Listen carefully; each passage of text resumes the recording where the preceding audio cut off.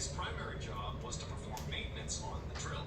Now, these offshore rigs work great most of the time, but they do have a habit of breaking down fairly often. And for a drilling company, anytime they are not sucking out crude oil, they're losing money. And so it was just a known thing when you worked on one of these rigs that you had waving and flagging this guy down, but the hoist operator, after he had hit start on the winch, had just kind of turned around because this is a routine thing they've done a million times before, and so he's not looking at the crew on the main deck, so he has no idea what's going on.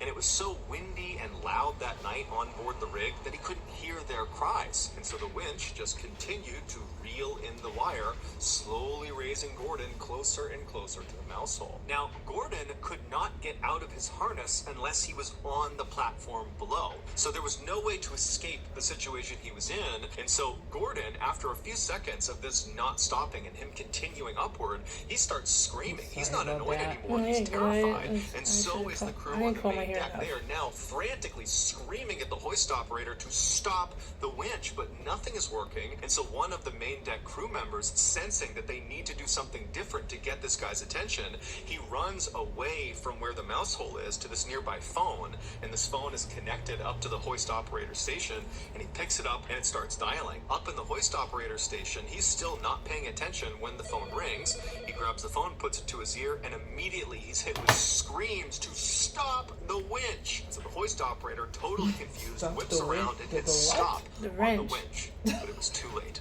Just a few moments earlier, Gordon had finally been pulled all the way up right to the entrance of the underside of this mouse hole. And as he reached this hole, he tried to position himself in a vertical position so that maybe he could slip his upper body into the hole and he could just kind of slide through the hole. He'd still be hurt by it, but it would limit the damage. However, because of his harness being on his waist right in front of him, he couldn't get himself into a vertical position. He could only lay back in a horizontal one. And so when he reached the underside of the main deck and he's looking right at this mouse hole, he just put his arms and his legs out and tried to push himself back as if he could fight the winch and keep himself from going into this hole.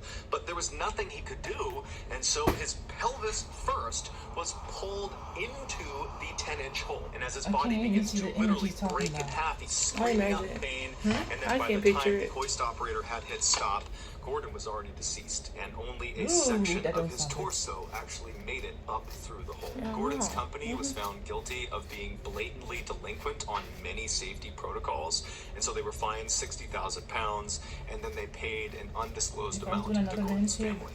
Before we get into our next story, I want to talk about today's sponsor, Current. Current is the future of money management. It's done entirely on your phone and with a debit card. Here's mine. Honestly, I don't know because it's like, just last month is why they're so popular right now. They launched a it just program depends on how often they Interest, style their which is hair. literally one of the very best savings options on the market right now. It comes with a It whopping depends on how 4% APY with no it just special depends on how they take requirements, care of which their in hair. layman's terms means Sometimes it will if the hair is generate you damaged, it's 60 gonna hurt more. times the American national average. And at a time in America where inflation is as high as it's been in 40 years, now is a great time to